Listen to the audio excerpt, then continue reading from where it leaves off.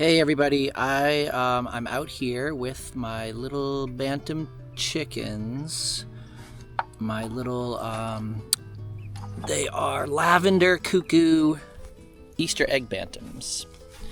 And I'm going to show you them. Doo-doo. My 11 little chickies, but we're having a slight issue. So last night I noticed that one of them just was not looking great. One of the little roosters, I'm going to show you him right here. His comb, if you can see him right there in the middle, his comb is looking really pale and kind of flopped over, and he just seemed a little, just not himself. And there's a couple of them that just look slightly droopy, and we're getting some yucky poops. So today I brought them outside, as I usually do, and I noticed there was a little bit of blood in some of the droppings. So my guess is that they have been infected with coccidia, which is a parasite, an amoeba that attacks the lining of their digestive tract, and it causes bloody poops, lethargy, pale combs, and can kill them. So I rushed out to Tractor Supply and I picked up some medication that treats it, and we're going to treat them. So, hey babies, they don't look too bad. I think I caught it really early, and they can pick it up just from the ground, from wild birds, other poultry, and a lot of people feed their chicks medicated chick starter, which is a feed that has an anti-coccidia medication in it. I don't do that because I raise my chickens at the same time as I'm raising ducks and geese, and they cannot have that medicated feed. So it's just easier for me just to feed them all the same feed. So I did not feed them the medicated feed, and here I am with a sick flock of chickens. So hopefully I caught this in time. This little dude here, you can see he just looks a little droopy, and they all look just a little droopy and a little poopy. So I mixed up, the medication comes in a powder. You mix it with a gallon of water, 3/4 of a teaspoon, and there we go. We're gonna treat them for 3 or 4 days and see how they do. Wish me luck. These are the things, when you're raising animals, you have to be prepared to take the good with the bad. And I've learned over the years there can be lots of bad that happens, and losses and sickness and accidents and predators, and it's not all rainbows and sunshine. It can be pretty heartbreaking. So I'm really hopeful that I caught this quick and everyone's going to recover and I don't have any losses, but only time will tell. So we're going to treat them for a few days, and then I have some probiotics and vitamins that we'll start giving them to help them recover, because this medication, I hear, can be kind of rough on their system too. So like I said, hopefully I caught it in time and everyone's going to be okay. The other thing I have to do is thoroughly clean out. At night they sleep in a crate, which I cleaned yesterday, but I have to clean it every day now just to make sure I'm getting rid of all their droppings, because they carry the parasite in their droppings. And where they are right now out here, I'm going to move it. When I put them out tomorrow, I'll move it to a fresh spot so they're not on their old poops. So I will keep you all posted on how this goes throughout the week. Fingers crossed everyone's okay.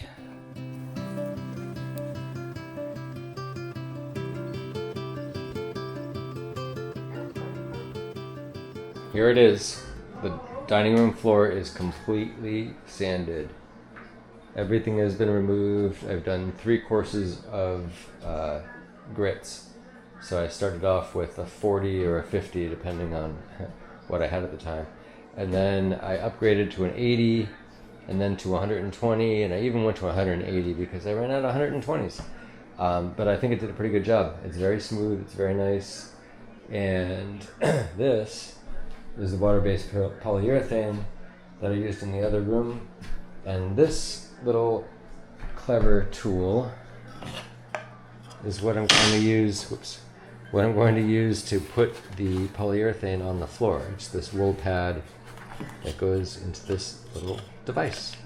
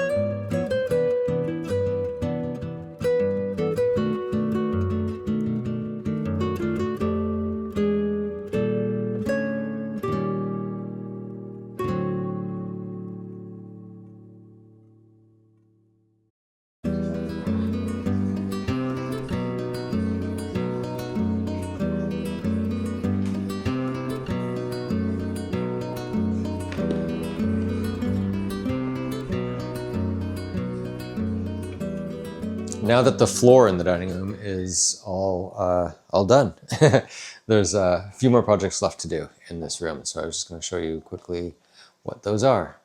So for starters, we have this beautiful lamp that has just a minor issue. It's kind of cool, but I would want to change out the chain, probably electricity, and maybe get a finial. I wonder what this had, maybe a glass ball in it. But that's not going to be the light for this room. We're going to have one that matches the other room. So that's up. Maybe next, I'll put a medallion up in the ceiling. We got to clean and paint this ceiling. And then up next is the windows and the woodwork. So I'm kind of torn between which I'm going to start with first. The windows, the sashes are all ready to go. They need to be painted, of course. We had them refinished, but we didn't choose the color. So once we finally choose the color, we'll paint them. So what has to be done is just some rehab to the inner framing. I'm gonna sand this lightly, remove this paint, and put some tung oil on this, and clean and re-shellac the woodwork. But you can see how horribly mistreated this was. Not only does it have curtain rods and the holes of past curtain rods, there are random nails. Here's a random nail that are just driven in. This one needs help, obviously. And then if you look down here, there's a random nail. And then down here, random nail. And I mean, that's pretty easily remedied. But when you look over here at this window, we have a nail that's huge. It's damaged the wood. And then over here we have a really huge nail and damaged wood. So I can't get this nail out. It's in a giant chunk of old wood. If I try to remove this, I'm going to end up damaging it. So I'm going to have to cut the nail here to remove it. And then I've got staples and old curtain rods and a number of other staples and problems and nails and a nail. So that's up next, probably, is removing the nails and trying to get the woodwork rehabbed. And if not, do the shellac, but do the windows, one or the other. I was able to find in the basement, we have some spares of these, so I can repair the one with the broken glass here. And we'll have proper storm windows in here. So that's what's up next in the dining room. Today we are visiting Shackford Head State Park in Eastport. And this is... Eat at your own risk. There are fire ants here, apparently. And How bad are they going to be? And we are trepidatious because we haven't had experience here yet with the fire ants. Although I did fall on a fire ant nest once when I was well, look at this rock. little. It's covered. Oh, stop. It's covered in them? Well, there's ants. I don't know if they're fire ants. Are they red? They're Where are they? crawling around on the rock. Ah! Danger! You're lighting me on fire. Danger, Will Robinson. Okay. We You're will- twisting me all up here. We will report back. There's these cool paths mowed through the undergrowth. Go ahead and mark your territory, Stan. Oh, we're up from the water.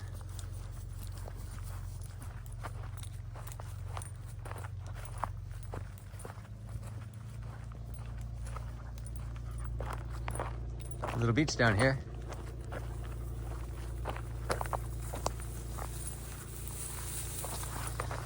Hold on, Stan. There's ants everywhere? Yes. Are they biting you? No, they're all over the ground. They are all over the ground. I don't like this. As long as they're not climbing on you, you're good. I don't want them to bite the dog. My knee hurts. Well, I guess we can... Oh, this is really pretty down here. No, don't pee on me, freak. Oh, Darren, there's ants everywhere. Are they on the beach? They're on the rocks right here. Ah. I don't see any on the beach. Beautiful. It is beautiful. All right, well, I hope we make it back to the car. Unless we're killed by ants. All right, here we are at Overlook Park, did it say? Or Overlook Trail. I don't know. So we're looking at parts of, oh, that's Canada. Is it? Yeah, that's Grand Manan Island, I think. No, I'm lying. That is Campobello Island.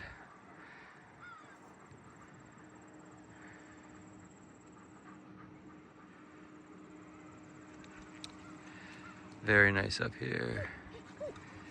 Hey, dogs. Don't go near that edge.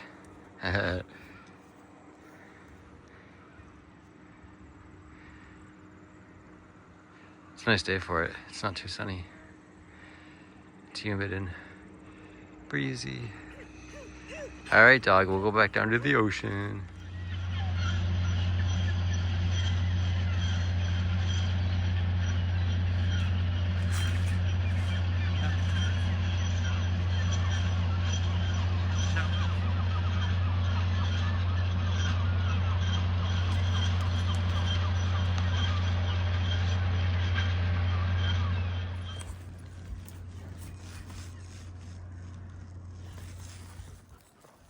right, we made it. Nobody got bit by fire ants. I think the dog did. Oh no, Simon, yeah, he might have gotten bit on his foot. Otherwise, everybody's okay. Great path. So it has been 3 days since I showed you my little bantam chicks, and they weren't doing so good a few days ago. I've been treating them with with a medication for the coccidia that I suspect they are infected with, and they are doing so much better. So we're going to take a little peek.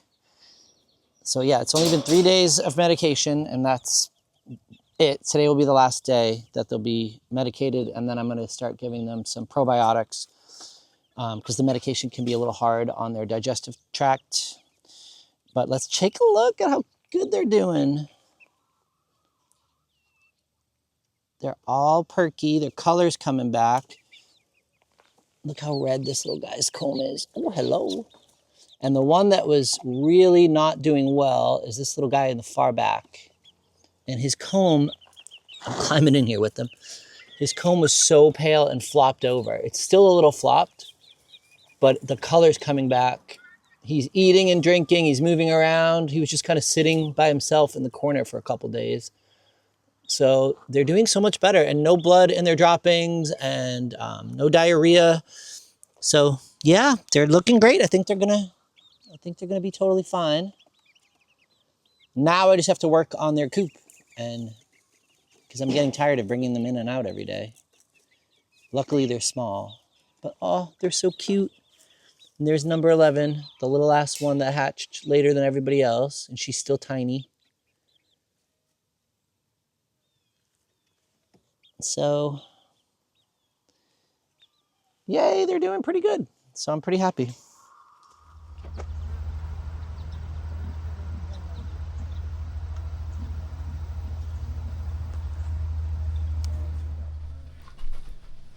One of the things that I do probably once or twice a week at least is to make a sourdough bread.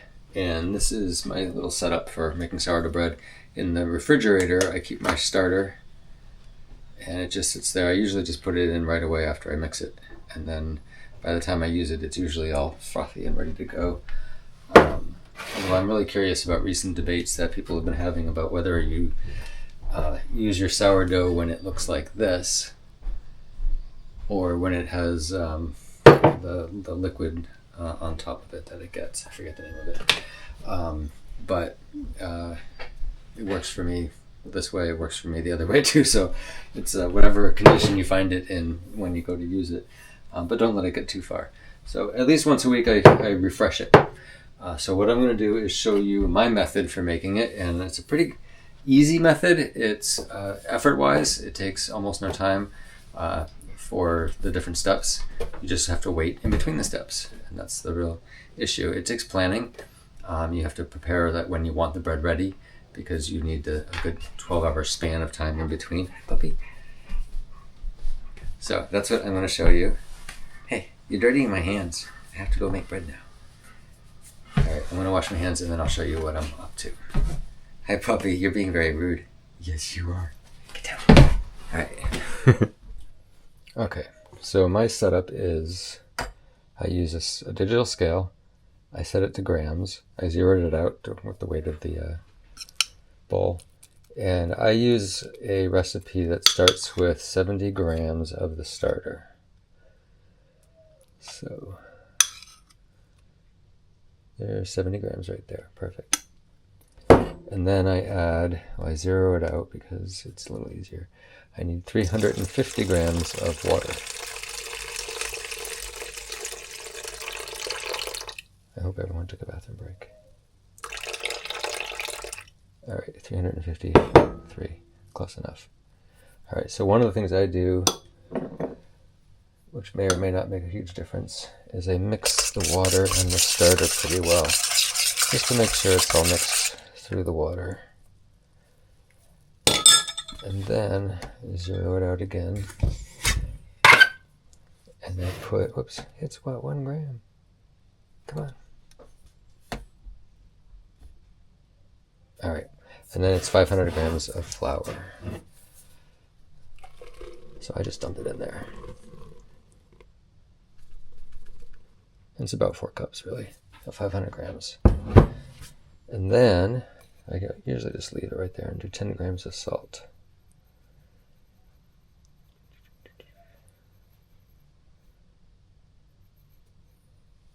Oop, 11. That's fine. So that's the start of it. And then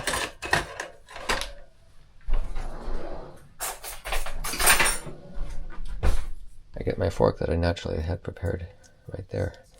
And I take it off the scale to make it easier. And then just mix it up. And I haven't had this fail once yet in terms of the moisture. And this recipe makes what was first described as a shaggy dough. So it's a relatively moist dough. You can see it already got up all the dry flour. So sometimes I just stop right here. Sometimes I take it and just kind of flip all of the dry bits in and turn it into a little ball. Just want to make sure everything hydrates. Scrape off bits left over. And that's about it for the first step. And then I leave it here for maybe a half an hour, maybe an hour, and then I'll do the next step and show you. All right, it's about 40 minutes later. This is the condition of the dough. My hand is wet, and this is all I'm doing. I'm just putting the sides up over the top, going around in a circle. And then what I like to do is just completely release it from the bowl and flip it over once. There. And then wait about an hour. So here's the next step. It's been resting for nearly an hour. I've got my wet hand again. And as you can see, I'm just stretching the sides up over the top, release it from the bottom, flip it over, and I usually just do the 2 steps and then I let it rest for about 12 hours. Today's a warm day. It's noon. Maybe I can make the loaf tonight. We're running out on errands right now, so I'm not sure what's going to happen with how well it does. I might have to put it in the fridge overnight, but we'll see when I get back. Okay, so it's the next morning.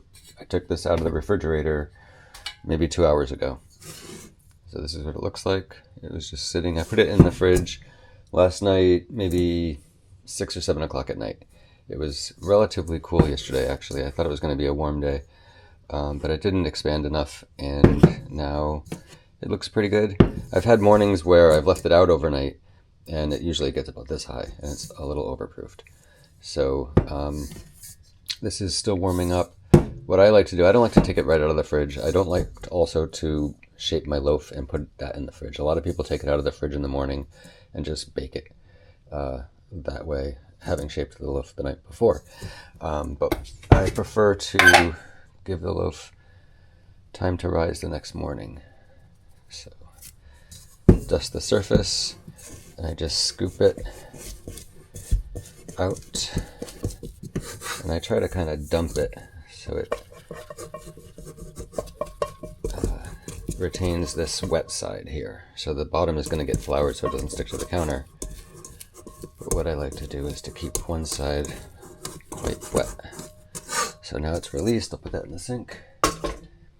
And with this wet side, now you can add the tension to the loaf. So I don't do the thirds and all that. I haven't had good luck with that. But what I like to do is just stretch these sides all up like this and add tension. And then I flip it over and do this. I've got my banneton all set and floured. And then sometimes what I like to do is just kind of pinch this whole bit together. It's still pretty moist. And seal it up good like a large bun, and then stick it in there. So I've locked in a lot of tension, and I'm just going to leave that to rise for maybe an hour or so. It still has to warm up, and I'll preheat the oven maybe in half an hour or 40 minutes, and then give that a good half an hour to remain at temp. When it gets to 450, I'll leave it for about a half an hour and make sure that the Dutch oven gets plenty hot. And then I'll show you when I put it in the oven. I'm back. It's now 8:30 in the morning, and I've got the proofed loaf right here. Now, truth be told, I don't usually do this in the Banneton. I try to do it in a ceramic bowl. I usually put the parchment in the ceramic bowl and put the bread this way in there. And that way I can lift it out of the bowl with the paper and just drop it into the Dutch oven this way, because I prefer this surface to be the surface that is the bread and not the bottom where I've already done all of the joining of the tension. So if I were to use the upside down part, which has the nice decoration, I find that it's just too fragile of a surface, so I prefer this to be the bread. And one more step is to use this tool. I think it's called a maul. And I slice once around half around the perimeter. That's basically about all I do. I don't get too fancy. Sometimes I do like just a slice. Because if I do too much detail here, that tends to be where all the tension gets released, and I like this to be the majority of it. So now I just have to put it in the oven. Alright, so I just have to take the Dutch oven, cover off. One of the downsides of using the Banneton instead of the bowl that I usually use is that the bowl is narrower and it keeps the loaf tighter. So this is taking up nearly the full size of the bottom. So this is how I do it, and you can just push that down. And I set the oven for 25 minutes at 450.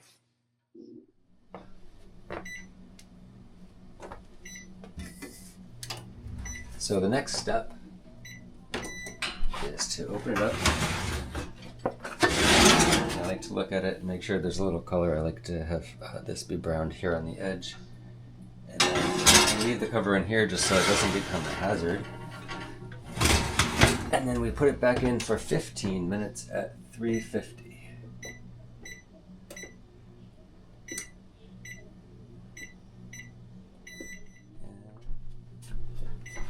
It's all done. All right. Let's see how it looks.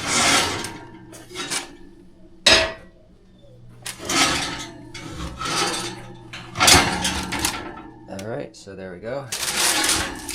I'll just take it out. Get this out. And leave it there for another hour or so until the oven cools down.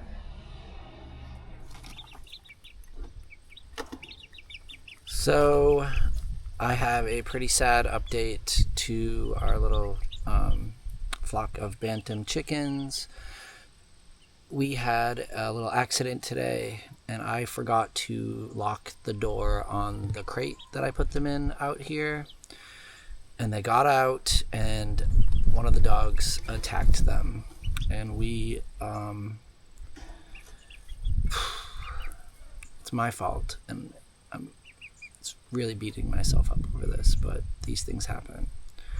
So the dog attacked them, and killed one of them, and it was the little number 11, my favorite little chickie, the one that hatched, after all the others. And yeah, Simon, they walked right up to him because they weren't afraid of him, and he'd never shown any interest in going after them before, but it's a dog, it's not his fault. But he snatched her up, and pretty quickly she was that was it for little 11.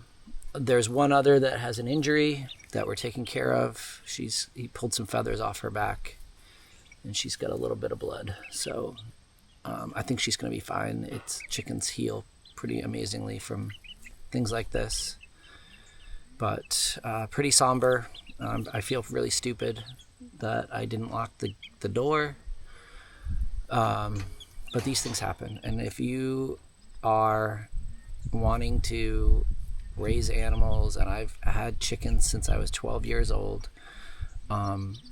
you're going to deal with tragedies. There's no way around it. So, be prepared if you want this kind of lifestyle and you want to raise your own food, and the animals are so beautiful and we love them and we care for them as best we can. But accidents happen, predators happen, disease happens, life happens. There's always going to be a tragedy, something sad. And for whatever reason, in my experience, it always seems to happen to the favorites. You have that one little chicken that you love that is so cute and smaller than the rest, and you adore her, and that's the one that gets it, or it's happened multiple times. So we deal with death, we move on, we learn. I won't be forgetting to lock this door again for sure. And the dogs I have are not livestock guardian dogs. They're not farm dogs, and it takes a lot of training, and sometimes instinct is just too strong, and you especially with something like a chicken that's fast and small and makes little squeaky noises, and it just triggers the prey drive. So it's one of those things. I was never gonna trust him with chickens loose anyway, but it was an accident. They got out, and that's what happened. So I try to be honest here on this channel and keep it real. So these things happen. So that's the sad update on my little bantams. And here they are. They're okay. Slightly traumatized, but they seem okay. Took a while to find them all. They were hiding in the tall grass.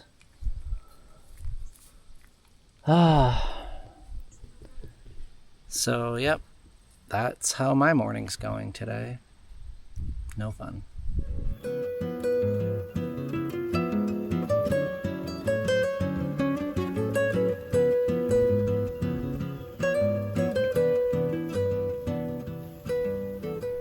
Alright, it's all done. Here's my bread. I'll be honest, I've had higher loaves, but the difference is made up in the girth. So now I'm going to cut into it, and I will show you what the crumb looks like. I like them also to be a little darker. This one's kind of light, but I guarantee you it's going to taste very good. So here is the crumb.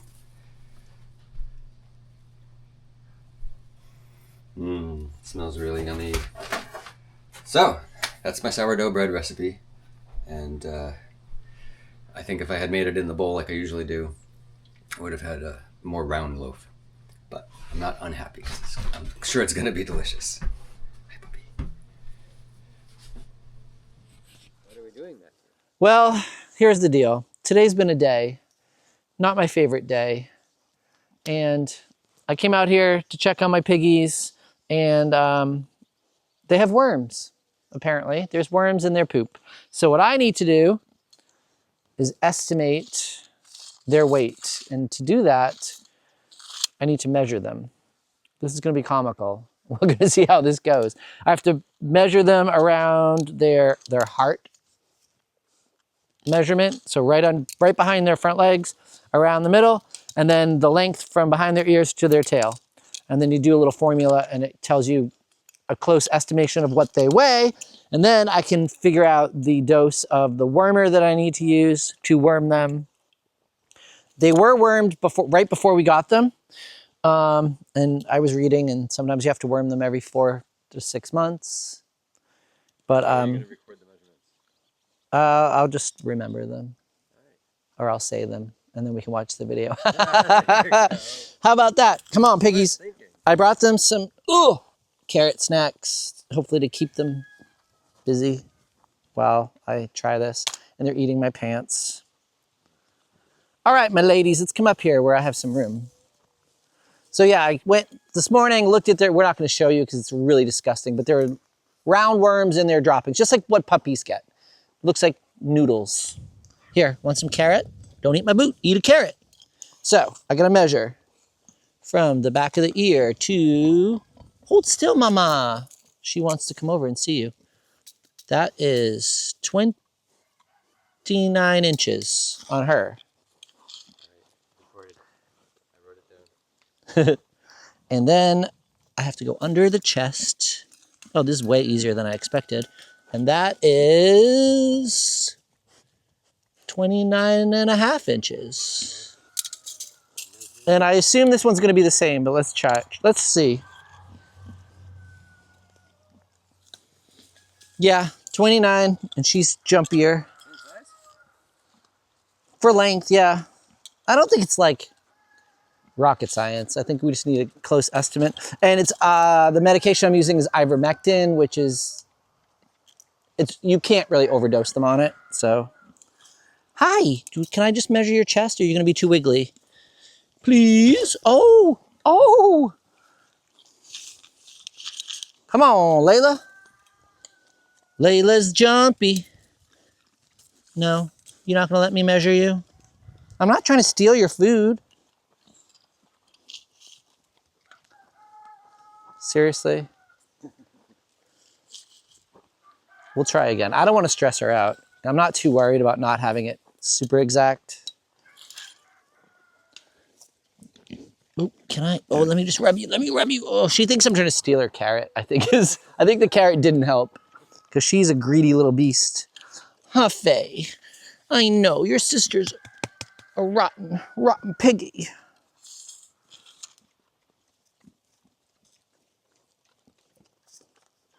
How's your head? Ran into the fence earlier. Let's try one more. Nah, she don't want me to. I'm just gonna kind of go with the one. All right, so now I have to go figure out what the weight is with the little formula I looked up online. All right, what was it? 29.5 times 29.5 is 870.25 times 29 divided by 400 equals 63.09. So 63 pounds or so is the estimate for what they weigh. Yay, now I can dose them. I gotta figure that out.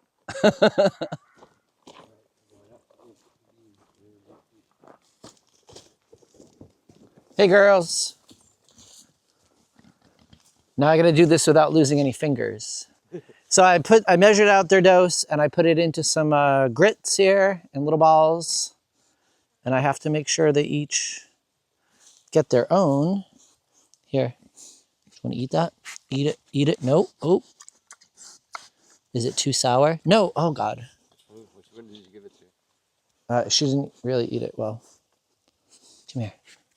Eat it. Okay, you come here. Is that good? Oh, I missed a little spot, but here. Nope. Here, you distract her. You take that. Eat it. It's good. Come here. Eat it. Here she goes. She's eating it. I know. Is it good? I know. Here, eat it. Ow! All right, that that worked. I mean, it's a very safe medication, so even if they got a little screwed up, I think they got it good. Yay! Now, poop out all those dead worms.